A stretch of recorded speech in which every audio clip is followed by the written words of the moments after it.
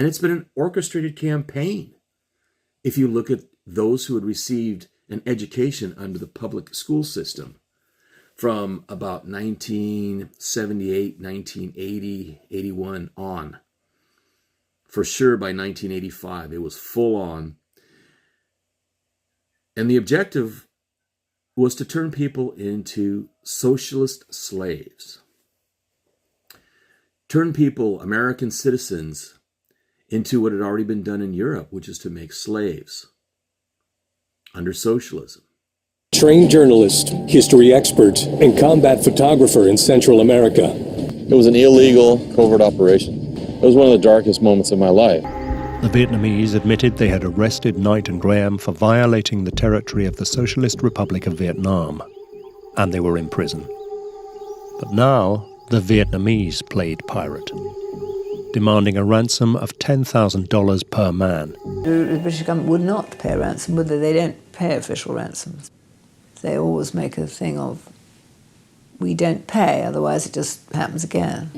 I was held for 11 months, and 7 of those I was in solitary confinement. By the 17th of May 1984, Graham was free and returned to America. In the years that followed, Graham's thirst for adventure remained unquenched. He succeeded in working as a photojournalist, and also, ironically, for the CIA during the US war in El Salvador. Greetings and welcome to Cork's Critical Thinking Corner. How are you doing, my lovely chickhawks? Today, we're going to be talking about chicken hawks and chickens. And chicken hawks killing your chickens. As you may recall or you may be aware of, I also have another YouTube channel called 5 Acres and a Moose with Cork Graham. And I've been living back here in Alaska for about 12 years now. And the last 5 years, I've been working, living on an Alaska homestead, where basically 80% of our food comes from the land, whether that's raised, for instance, hogs, chickens, poultry. We got cattle coming in after the pigs are done. And also hunting and fishing. That's the beauty of Alaska. That's why, I don't know if I gave you that story about how I was living in San Francisco after coming back from a teaching contract in 2007 for the Korean Army. And I was right there in Nob Hill. And went down to the local supermarket.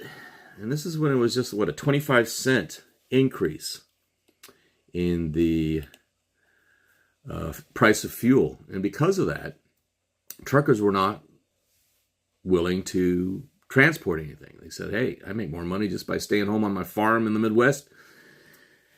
And I don't have to travel. I don't have to put myself in danger. And as a result, food was, everything was not being transported, but the way it hit the local neighborhood that you would think be untouched because, well, who lives in Nob Hill? The wealthy and influential of San Francisco. Is that not correct? Yes. Which should be a warning for those of you who think that just because you have a lot of money, you're somehow being protected or will be protected when all this thing goes down.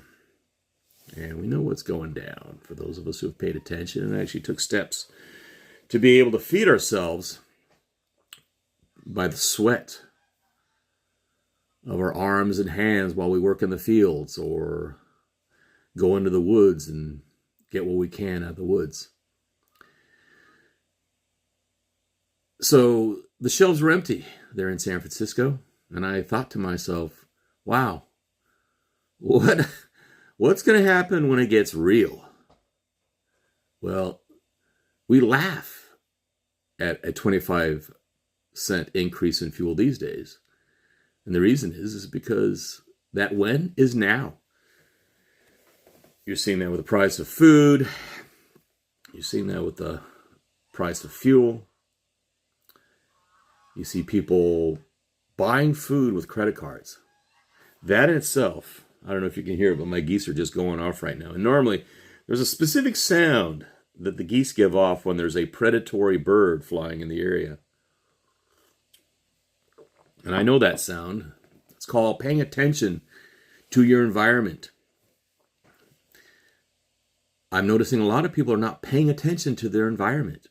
It's like head in the sand, everything will get better. Trump will save us. Or Harris will save us. Harris will be the first woman president. So instead of focusing on things that are really important, like, will you be able to feed your kids? Will you be able to feed yourself? Will you have the autonomy to be able to feed yourself? Will the state come in and tell you that you can't even grow food to feed your own children? That you have to rely on the state for the food? How well did that go for Cambodia under Pol Pot? How well did that go for China under the revolution under Mao? How did that go for the Russians under Stalin? When he had the cleansing because he was intimidated by all these smarter people within his staff. That really set him up for World War II against Germany and Adolf Hitler, right? But this is when you put faith in government, which for those of us who remember what it really means to be American, it's very un-American to put complete faith and trust in your government. There's a reason that President Reagan, our last true constitutional president, who actually had a true term that wasn't totally infiltrated and crippled the way it was under Trump. His famous words were, the scariest word you can ever hear is that I'm from the government and I'm here to help. So easily we forget this. And I want to take a quick moment because I'm really bad at reminding, and it shows in terms of the numbers, especially when I'm constantly continuing to be censored by Discovery Channel because of my infamous book, So You Want to Be a Reality TV Star. Everything I learned about sex, drugs, fraud, rock and roll, and vipers as team leader of Discovery Channel's Treasure Quest Snake Island. Oh yeah, that's a good read.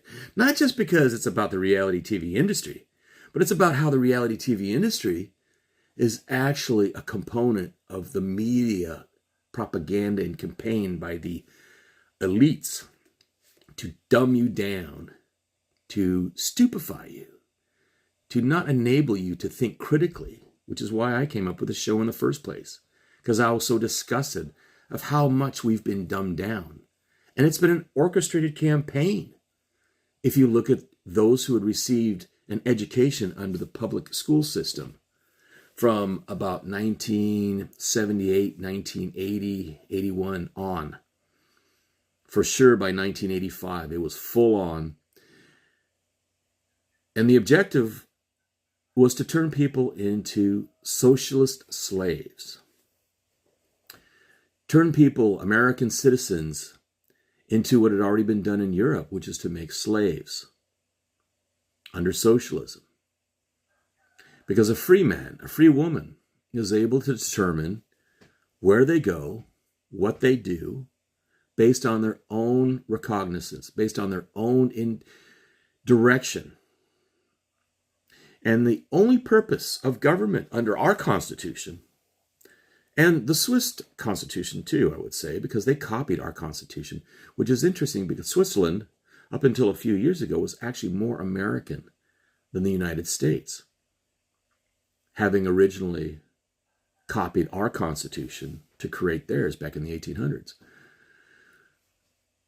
The problem in the United States is that as we started really snowballing into a socialist state, starting with the Social Security program under FDR, and all the resulting taxation programs that resulted from that to steal money from the people, as though to say that the government knows better than you where you should spend your money.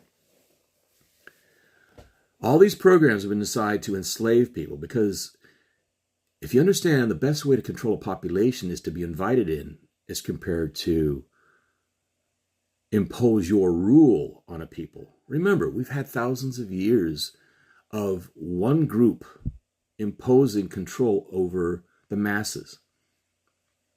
And it used to be easy to do when one group had swords and arrows and bows and arrows and the other didn't. And then it became a situation where you had two groups who were both heavily armed, and they would fight each other until they thinned out the other group. But if you want a slave force, you don't want to kill your slaves, right? So what's the best way to do that? The best way to do that is to be invited in. That's why, have you ever noticed about myths and stories from the past where they talk about Dracula or the devil, and how every one of them can never have any influence on you until you invite them into your home? And how do they get invited into your home?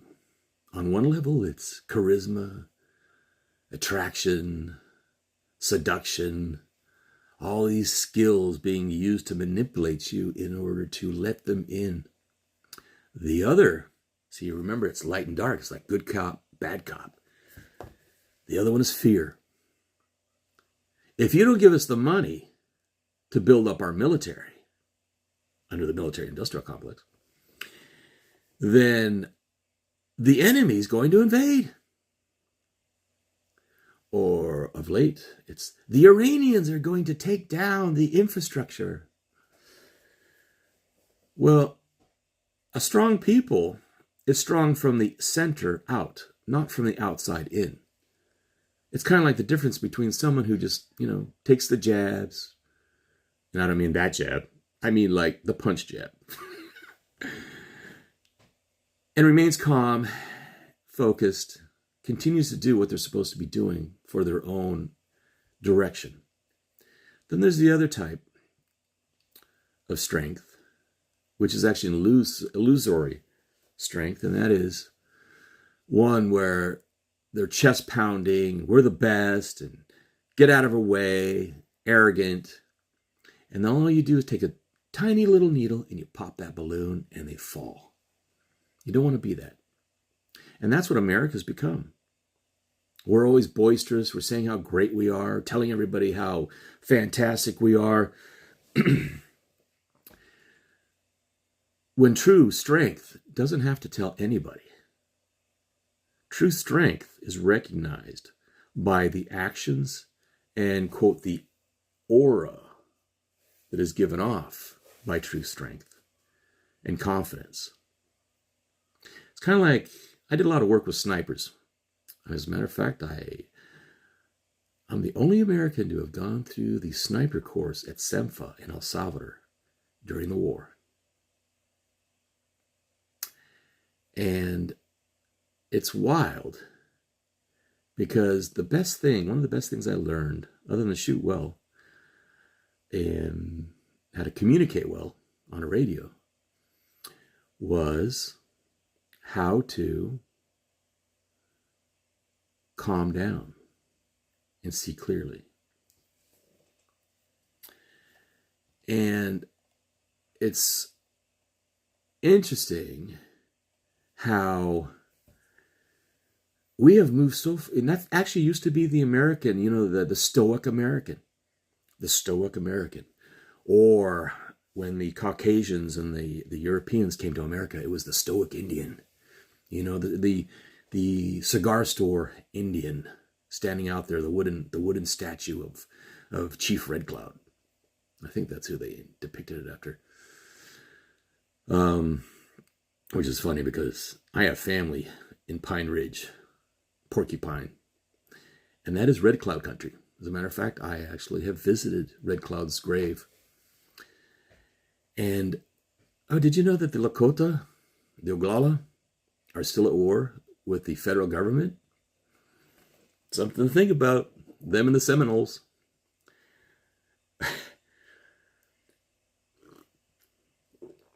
And what happened to that stoic American who was based on action and determination that was based on an understanding of the U.S. Constitution?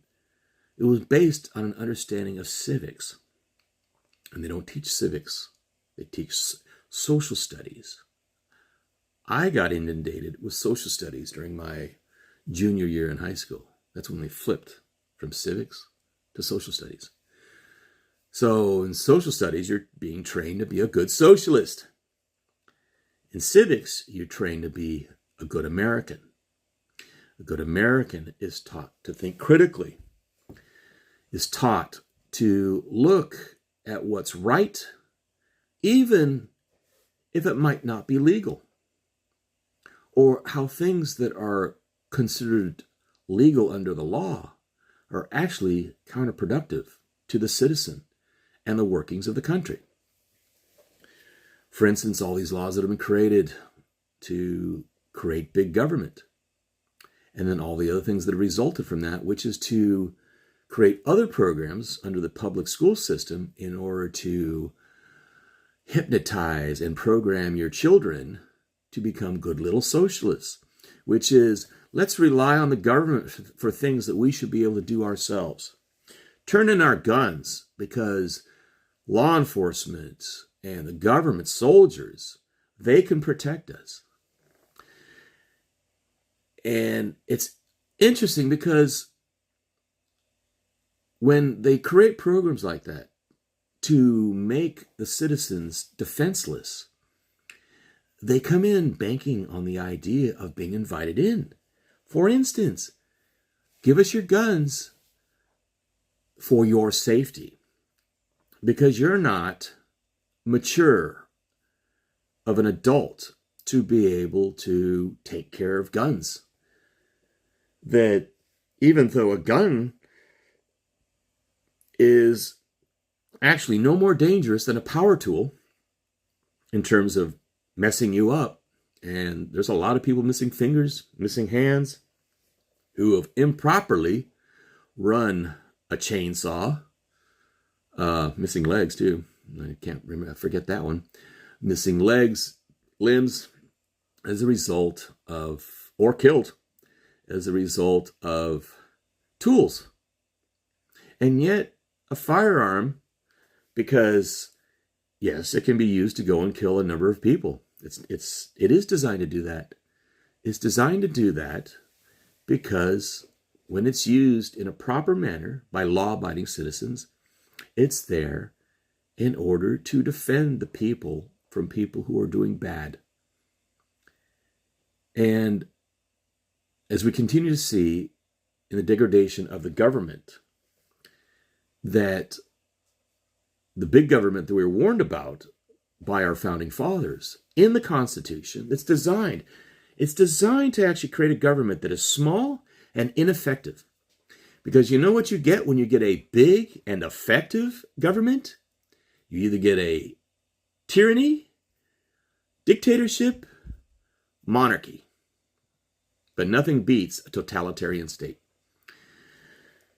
Which is actually going to be one of the upcoming episodes that I talk about. Why is it the rich and wealthy are so in love with communism? What is it? How do they benefit by having a world under the subjugation of communism? Even more so than socialism. We'll talk about that later. In a later episode. But right now, we're talking about chicken hawks and chickens. So, I've got a system set up here. I free range, pasture range my chickens and geese and turkeys. And I do that pretty confidently.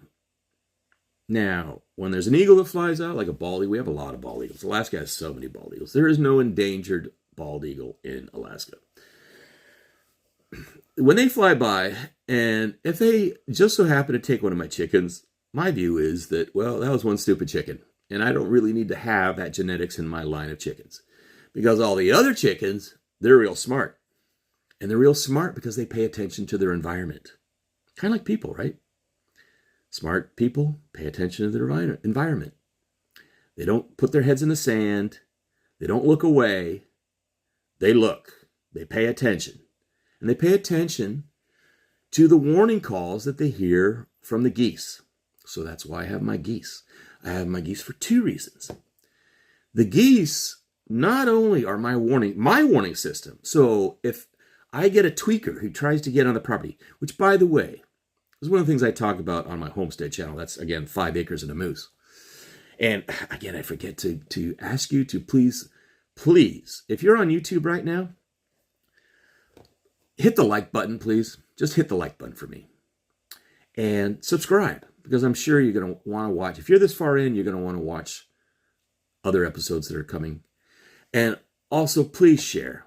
And that applies to the other channels through which I broadcast, which is on the audio side of this podcast, which the channel is being podcasted on Spotify, iHeartRadio, Apple Podcast. So you can also subscribe to me over there, follow me over there, and please write a comment, or they have a place to make comments. If you would, that'd be wonderful.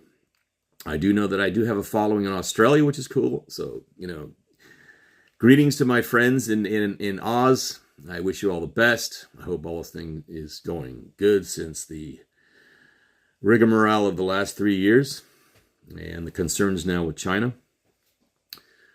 But getting back, please again, like, subscribe, and share. I'm really good about asking for that.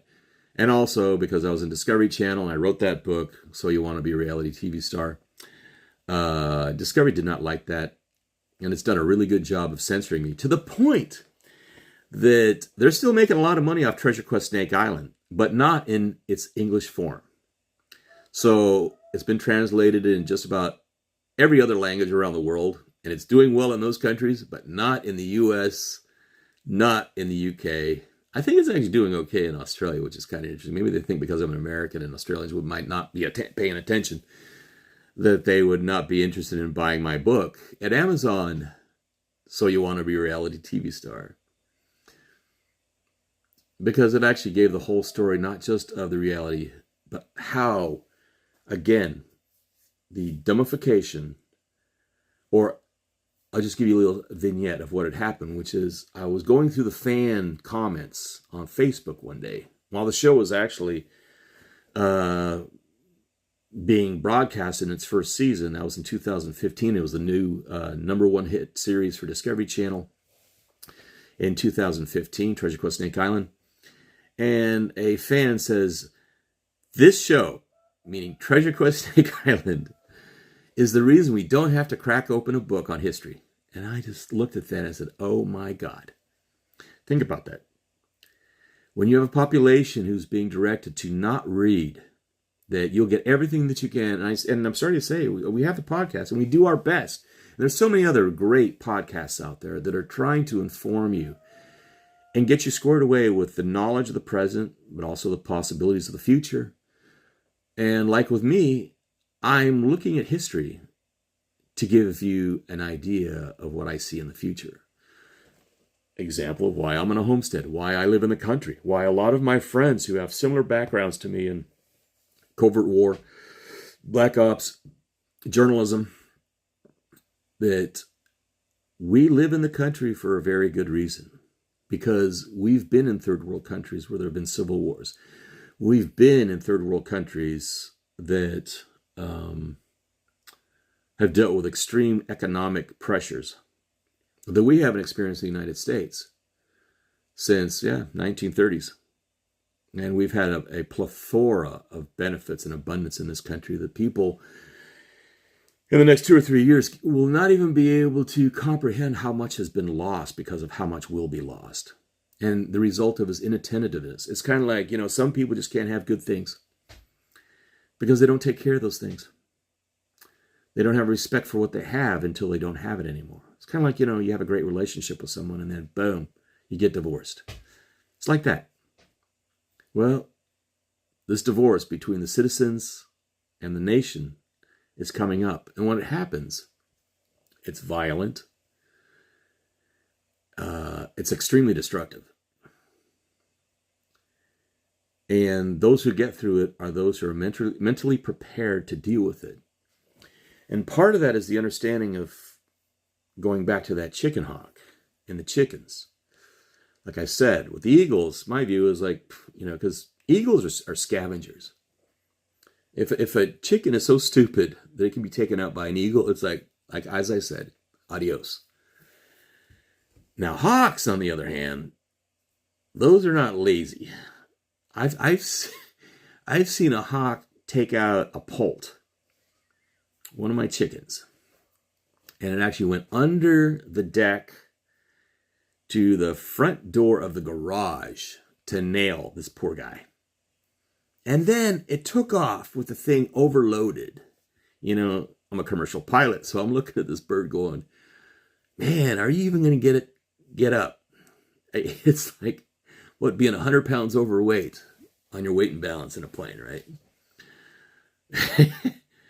And it took off. But the wild thing is, this hawk went after this chicken, this poult, on its feet. It didn't swoop down and get it. It actually flew under the deck, got next to the chicken and jumped on it, and then started ripping feathers out and, you know, pecking at the head to try and crack that skull to kill it. Okay? They're vicious. And the reason I bring this up is because we're in a situation where soon we're going to have to ask ourselves, what is the difference between right and wrong? Now, you know, I would never recommend shooting a hawk unless you've got a permit from the feds, right? But how many people actually go to the feds? Because I've been reading there's actually a program, even though they're protected under the Migratory Bird Act, which goes back to FDR, which up until then, farmers, ranchers, everybody, I mean, even Scotland and the UK, they used to shoot hawks left and right, which actually that in itself is just horrible because you have to have a balance. You know, it's kind of like mountain lions in California. There's no underpopulation or endangerment of mountain lions in California. And actually they could do with some hunting of them. And they're actually pretty damn good. Pretty tasty. Tastes like pork chop. It's kind of like the lynx that I hunt here. Here, I shoot lynx. I shoot lynx in a heartbeat. For two reasons. One is, like the last one I shot, it was inside my chicken pen. Flat out, caught red-handed, 22, dropped on the ground. And it's in the freezer. And I'm doing I'm going to do the back strap. It will be teriyaki. Very good. Just like mountain lion. Now, hawks, I've never tasted one. I would never recommend killing one because, you know, it's totally illegal to go and do that. But what's going to happen when federal laws that are the laws of the land stating that you can't kill chicken hawks that are taking your livelihood, families, it's their only economy because the industry in which they were before is no longer available and they're basically living off the land, which if you have heard of my other recommended readings, I would highly recommend you get a copy of 5 Acres and Independence. It's an excellent book. It was written in the 50s. It talks about what life was like in the United States during the 1930s. I read that book. I just happened to get that book right about when all this stuff was happening with the fuel prices back in 2008, 2007. And it reminded me some of the things I'd heard from my father because my father had gone through, he was born in 1930, so he went through the Great Depression. And he starved to death, almost. And hearing the horror stories of how to feed family by raising rabbits or being lucky enough that an uncle had a country store in Spokane, had a store, a dry goods store, canned goods store. And as a result, because he had great prices as a retailer, he would bring over cans of food for my grandfather and my grandmother. And that's how they survived the Great Depression. Even with the job that my grandfather had as a pipe organ repairman and builder, which was a good business to have, you know, in the Bible Belt area of the Pacific Northwest, you know, from Oregon all the way up to British Columbia, all the way east to North Dakota. Good money for the time, but still showing how hard it was to get through that time period that we're coming up on very soon. And you're going to have to be asking yourself questions, which is, what is legal according to courts and laws and the government, and what is right and what is appropriate? How do you decide what is right and wrong? Remember, my show is about giving you examples in history, giving you examples contemporarily, and possible futures for you to be thinking. I know we don't want to think. We just want to sit on the lazy boy, crack open a beer, turn on sports, get distracted by the bread and circuses of our time, football, baseball, hockey, soccer, the Olympics, and not look at our life and what's happening, and how if we just took a little bit of time, we could be prepared for the events that are coming. Questions like, will Trump save the country? Will Trump actually become president and be sworn in? Because there are many people who think that the election was stolen last time. So if they stole it last time, what makes people think that it's not going to be stolen again? Or the fact that you're already hearing about people who are saying, oh, wow, I'm going to vote for Harris because she's a woman. She'll be the first woman. So it's not about picking an elected president, not electing a president based on what's good for the country. And I'm not endorsing anybody right now because I've seen so much right now with what's been happening. I mean, Trump, I thought he was great in the first one, but now it's like he's coming up with all these answers that revolve around the government doing it for the people. Well, if you're going to make America great again, it's not through the government, because big government is why we have fallen so far. Big government, when you have NX class back in the 90s, it was on how to create business proposals to garner investment from the government. Get the government to buy your product or service. And they were teaching this at the Learning Annex in San Francisco. So the first thing out of this instructor's mouth is, I don't know how many of you know this, but the biggest customer of American business right now, and this was in the 90s, is the U.S. government. And I thought to myself, I said, wow, that's wild. Because you really make money when you sell to the private citizen or you sell to another business, because it's businesses making money with other companies and getting bigger and bigger. Or in the way I'm always talking about, stop Americans buying American, because that's not what made America great. What made America great was production in the United States under a U.S. company, U.S. incorporated company, and U.S. owned. Not what we have now. And I'll contrast that. U.S. owned, U.S. company, producing U.S. products and services, selling it overseas. Basically what the Chinese have been doing. Yeah, so they've been increasing their wealth by selling to us and us buying from them. That's been the error. That's been the issue. And when you have Americans buying American, that is the epitome of socialism.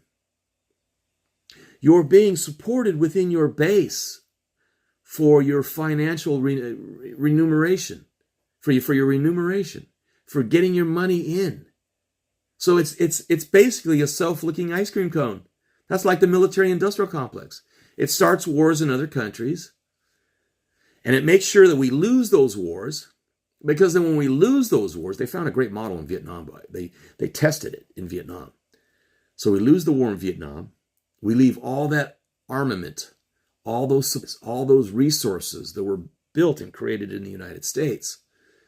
And we leave it in Vietnam. And then it becomes an excuse to go to the government and say, hey, sorry about losing all your stuff over there, even though we contributed to it. But would you like another order? Yeah, that's the self-licking ice cream cone. That's what happened in the GWAT. Same thing. They used the example. You know why they hated the war in Central America? The war that I fought in? The war that we won? The war that nobody knows we won? Because they don't want people to know? It's because the MIC was not involved. It was President Reagan fighting communism. Two-pronged. Handshakes with the Russians, the Soviet Union, with Gorbachev. Handshake with Gorbachev, pounding with the other. Remember, politics is run two-way, force and friendliness.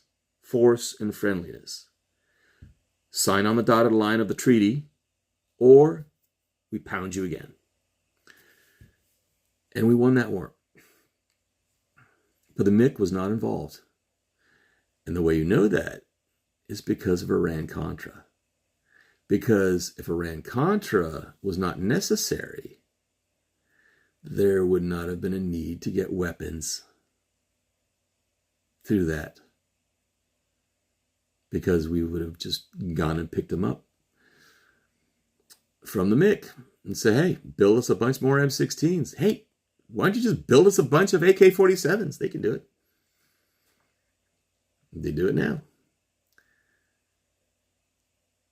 But Reagan did not want to be under the MIC for the same reason he didn't believe in large government, in big government. He understood the Constitution. And that's why I'm concerned with Trump, because Trump is bringing up stuff about like, well, the government's going to do this and the government's going to do that. And all these promises, I don't know who these people are that have put these together, these promises, but they all revolve around the government doing it for you. A lot of them are, it's impossible for the government to do it. And they should never be asked to do it. And there's a lot of things that are being provided now by the government that should not be provided by the government. But it feeds off the idea that people innately want to save energy. Remember, we crossed tundras and savannas, scrabbling for anything we could find to feed ourselves to keep our fat content high. That's the reason a lot of people are heavy, because we don't do that anymore. I do it partly, that's how I stay in shape. Living on a farm, you stay in shape. You get well fed and you stay in shape. You lift bags, you split wood. I mean, one of the best core exercises to do is splitting wood. That's why we have an electric splitter. I have not used that thing since we got it for two reasons. One is it uses electricity. So what happens if we're out of electricity and it's a total grid crash, right? But the other part of that is that it's so damn slow. I'm waiting for that splitter to work its way across. And in that time period, I could split 2 or 3 rounds. I'm that fast. I just grab my axe and pat, pat, pat, pat, pat, pat, pat. And it feels good. And also it's kind of like a meditation for me. I think about my next book that I'm working on, which, by the way, is going to be coming out in the next couple months, about Central America, what it was like fighting for Reagan, and explaining a lot of things that have come about of late. How was it that the communists were able to take over the country in 2009? By being invited in with hope and change. Because they always want that hope. They always want that change. There's another, and it leads me back to a book that I think everybody should read, which is Tragedy and Hope. Yeah, Tragedy and Hope by Dr. Carol Quigley. Worthwhile reading. Or if you want to read the cliff notes on it, you can get a copy of The Naked Capitalist by Skousen. These are, again, I'm imploring people to read. Even if you got to do it on tape. Listen to it. Read it. Do the audio books for my books. But You know what it is, working on a homestead, it's a lot of work. Got to feed the hogs, got to feed the birds, got to go and scythe the grass down so that as it regrows, it's more feed for your poultry. Right? Activity, activity, activity. And it's interesting that the events of the last 3 years have been designed for us to stay at home, stay within our apartments, don't ask questions. Everything will be taken care of. When is it a point that you say that the laws are wrong and they're created by people who have lost their recognition and understanding of what the country stands for? And that's not just the United States. That's in the UK, that's in Canada, that's in Australia, that's in every free country, in every democracy, in every democratic republic, which, as a reminder, the United States is not a democracy. The United States is a democratic republic. And that's it. And it's a real republic, a real democratic republic. Not like these other banana countries that love to throw those names around, but then they have a hammer and sickle in their flag. No, those are not democratic republics. So think about the chicken hawk and the chicken. What would you do? Would you blast that thing out of the sky? But you get popped. Would you run out there and try to shoo it away? Well, you legally cannot do that. That's harassment of a protected species. So it brings the question of, are the laws designed to help the people or to impede the people? You can take that to the Second Amendment. Do gun control laws aid the people or do they impede the people? And especially their ability to defend themselves, taking into consideration that the average response time from law enforcement is about 45 minutes. And that's in the city. Can you imagine what it is in the country? That's why I recommend to anybody who lives in the country, if you're not fully armed and ready to go, you might want to go back to the city. But even then, I don't think you'd fare well either there. Especially with what's coming. And I shouldn't even be saying what's coming. It's already happening. You're seeing the bleeding of it. It's bleeding throughout the society. It's the riots in Detroit. It's the riots in London. It's the riots in Germany. It's going to get to the point where, this is the wild part of it, because we are a globalist society, globalism achieved what it was trying to do, which is it created a global economy and more or less a global society. But as I've talked about before, the reason of having nationalism is that if you run your country differently, let's say economically, from other, you have a buffer through your nationalism in order to keep your nation from going under like all the other nations. This is what happened, for instance, through the 1920s and the 1930s, and it flipped back and forth. Remember, the 1920s, gangbusters. The 1920s was like the early 2000s and the 1990s in the United States. People making money left and right. Wealth untold. And then, but in Germany, 1923, extreme poverty based around the uselessness of the Deutschmark. Then flip to the 1930s and the crash, 1929. And suddenly the United States is asunder, along with the UK and other countries that have closer ties, resulting from World War I. But Germany and its allies, the Axis allies, they were doing great. This time, we have Russia and China, and they are staying out, and they've actually are now creating BRICS, or running BRICS, and collecting all these others under BRICS. And I'll tell you, though, why BRICS won't work in a later episode. It's impossible. For BRICS to try and do what the United States had done under Bretton Woods, it's going to be impossible. Because Russia did not get the reputation of having saved the world toward the end of World War II. Was it planned? I think so. Planned as a propaganda move in order to put America in the first slot, initiate Bretton Woods, and then once the international bankers achieve what they want, which is untold wealth, increased power, it was time to get rid of the horse that they rode in on. And that's what we have happening in the United States and in the West right now. And they tried to get Russia, but Russia, Putin was there at the WEF. He said, yeah, you guys are freaking nuts, and Russia is not going to be part of this. So what happens soon after that? Boom. Russia gets pushed and pushed and pushed, and then they go into Ukraine. And people say, oh, well, they came in and they attacked Ukraine. I said, yeah, that's a bad thing. But what did Clinton promise Putin and Yeltsin?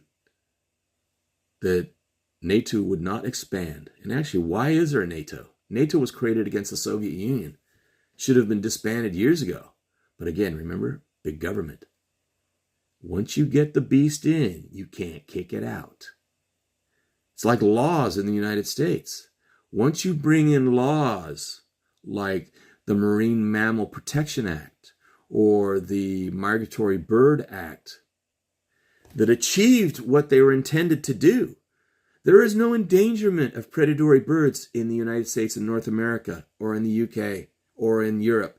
There is an overpopulation of seals and otters in the Pacific waters of the United States to the point that's affecting the salmon populations and specifically the crustacean populations in bays and inlets in Alaska especially.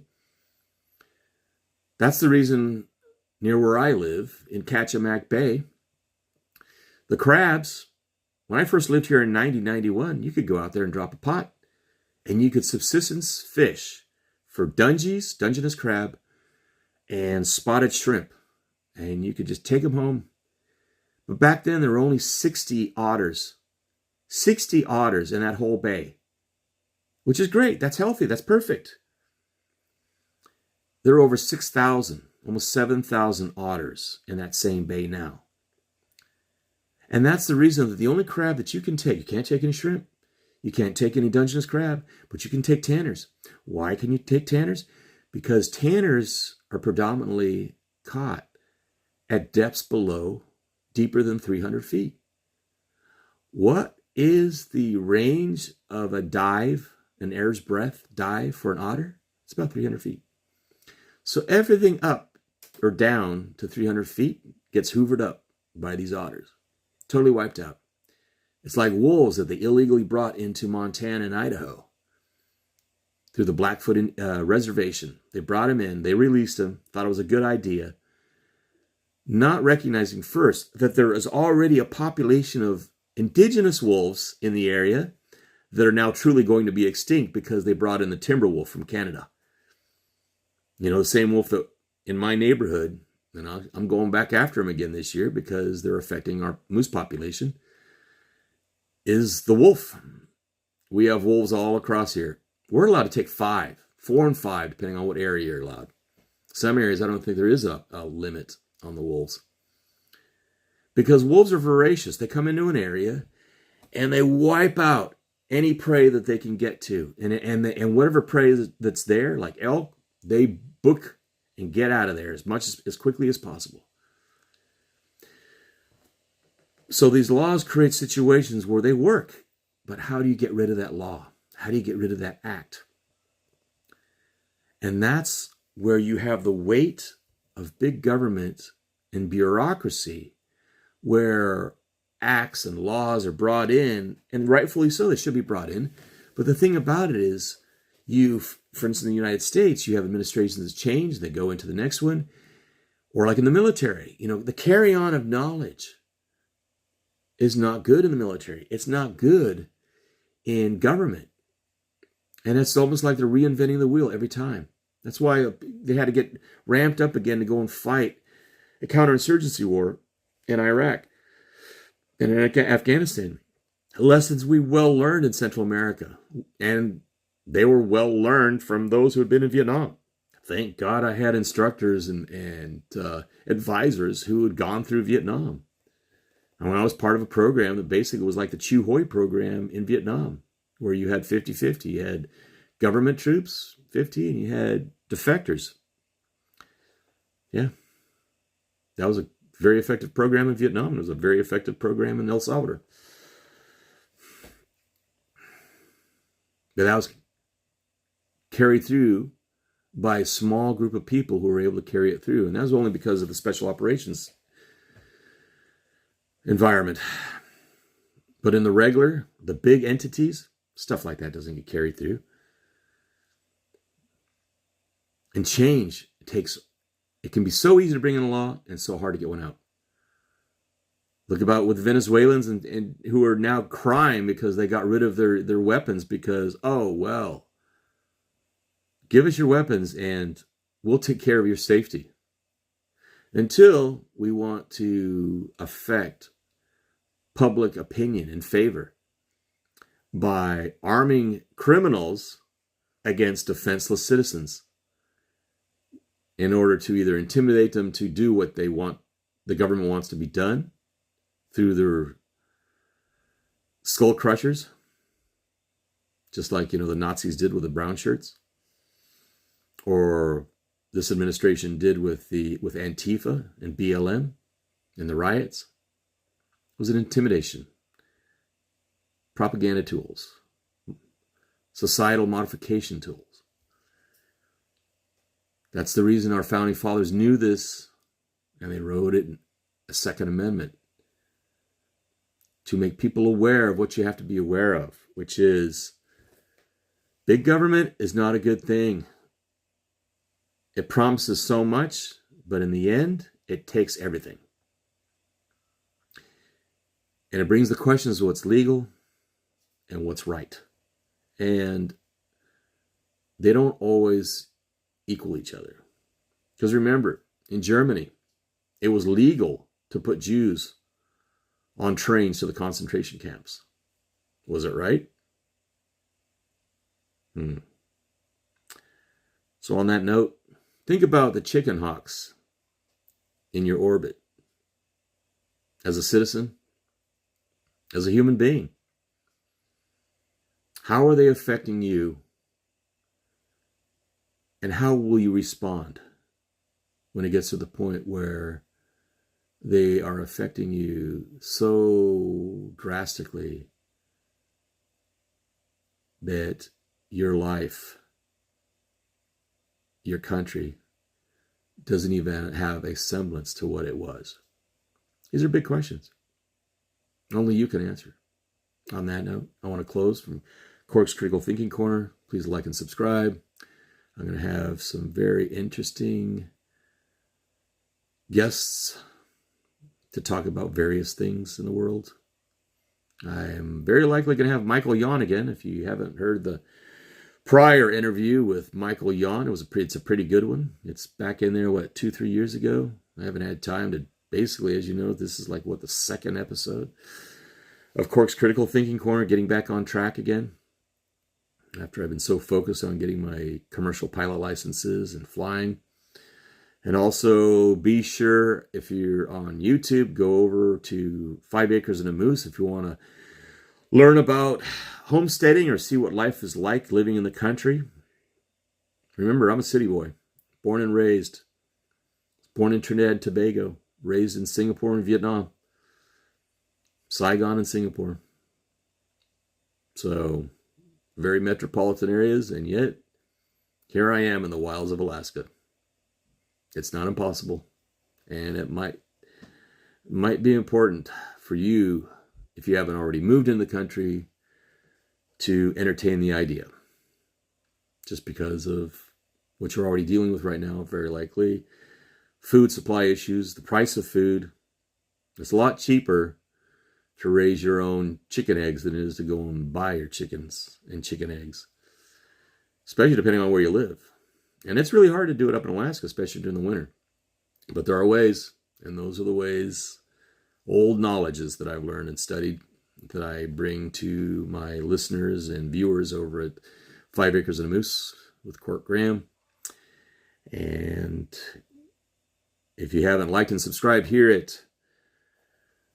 on YouTube at Cork's Critical Thinking Corner, please do like, subscribe, share with your friends, get them thinking. Please get them thinking. That's all you've got. You've got your mind and you've got your soul. They can't take that away from you. But they can actually try to take your mind. But hopefully, I'm asking you questions and asking you to ask questions that will help you keep your mind from all their propaganda efforts, all their efforts to modify, turn you into a good little slave. Stay free, my friends. Stay free.